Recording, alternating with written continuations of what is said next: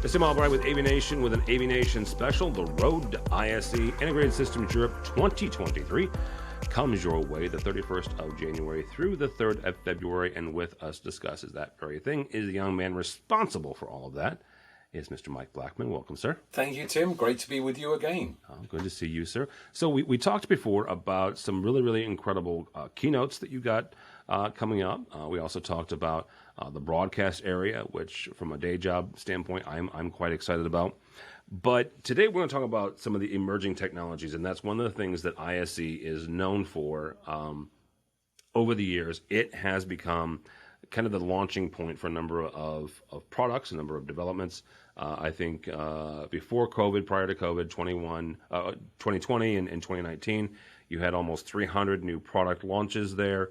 So talk for a second about, some of the new technologies that you see already coming to Barcelona. So, I can't tell you about any of the product launches yet. Most of those are still under embargo, and but we know generally the general technology. I think some of the things you're going to see are really big. We started already with ISE 22. You saw a lot of virtual studios. This was the big thing, and you're going to see that even more so for the 23 show. We know already of many of the companies showing that technology. We've even got a lot on the content creation and content production and distribution. We've got, I mentioned last time, BK Johansson as our keynote speaker.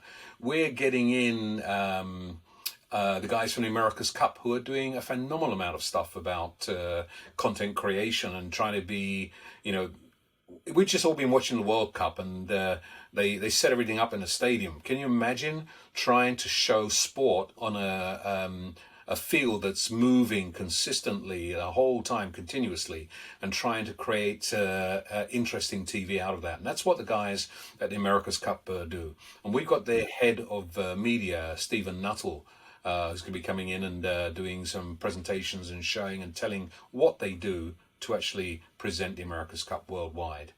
As you may know, America's Cup is going to be in Barcelona in October 2024, so it all fits very much to ISE. Then we've got TV3, one of the broadcast studios in, it's a public TV in Barcelona. Public TV, different to what you guys call public TV, but it's the government-owned station. And they're going to be doing a lot of stuff. One of the highlights they do is actually something very specific to Catalonia, which is these human towers. I don't know if you've ever seen that, where these guys climb up and they do 6-7 stories, and it's a big competition there.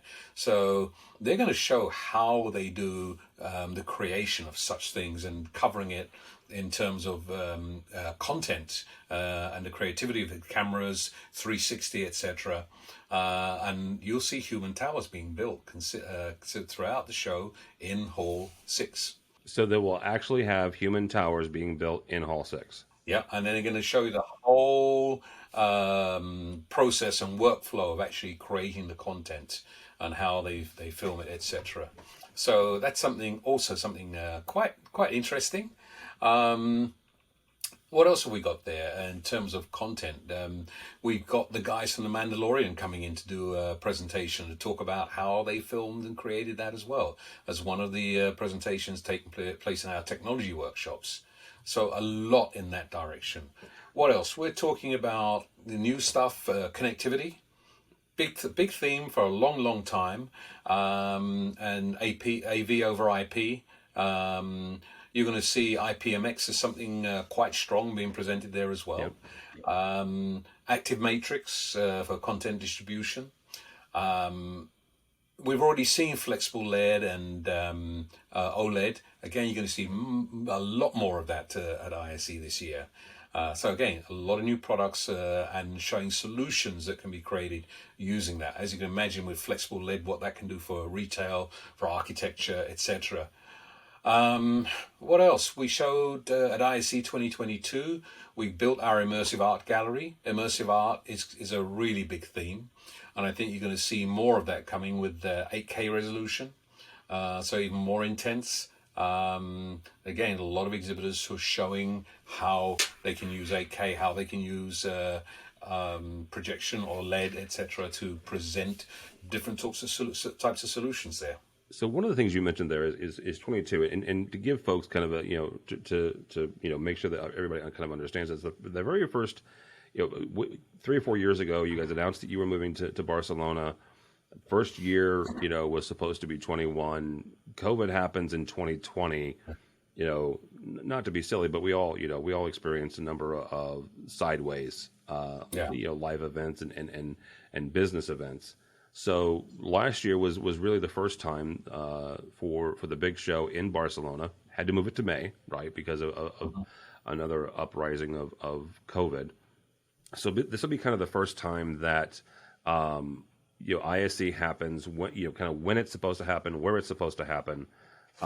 Talk about the kind of the growth that you've seen between last year and this year, both from a standpoint of the vendors, a number of vendors returning or new vendors coming to the stage. You guys are almost to 1,000 at the time that we're recording this, but also kind of what you see from an attendee standpoint. Well, let's talk about the exhibitors first. And as you say, we've got many more than we did for the 22 show. Not as much as we had for 2019, but we're getting there. Yeah. In terms of the size of the show floor, it's going to be about what we had in 2020. So it's 20% larger than the 22 show. So again, you're seeing recovery, you're seeing more companies coming back and want to be part of the show. In terms of registrations, we're still in the early days, but I can tell you we are pretty much on par of where we were on pre-reg at this time in 2019. So December 2019, we're pretty much neck on neck, just a touch behind, but neck on neck on where we were at that time. So think about it. That was pre-COVID. COVID happened 2 months later, or really sort of hit the headlines 2 months later. So, that's when we saw the regression on our attendance, etc. So, Wait, and hang on for a second, because that one had two or three different things happen in that year, right? 2020 was not we just had COVID, and we had the storm. big storm, right, in Shut Europe. down Europe. Yeah. Yeah. Which I had never. First of all, I mean, I'm from the States, dude. Right? We have tornadoes and crap like that. I'm from the Midwest, right? So tornadoes up and down here. I've never seen like cities shut down because of a storm like this. We're not used to the Wizard of Oz and Dorothy and her. But when things like that hit, it is pretty devastating. But that was, the first thing happened was Heathrow shut down for like almost 2 days. Amsterdam then shut down for 2 days. Frankfurt shut down. Munich shut down. I had one of the strangest phone calls. One of our exhibitors and Infocom board members called me. He said, "Mike, I need your help." And I said, I'm supposed to land at Heathrow, and we overshot the runway. I'm now in Munich. Oh, And I need to get some ideas of how to get to Amsterdam from Munich. So that was the sort of thing that was happening, and everybody was calling in. People were stuck in the strangest places. That happens to us occasionally. well, absolutely. Yeah, but yeah, you were heading into that show in 2020. Coming off of the largest attendance of 80,000 somewhere in there in 2019. You were tracking, right, from a registration standpoint. I'm not going to ask you to give me a number, right? That's not fair. But if you had a sense of growth year over year between 2022 and 2023, what are you feeling right now?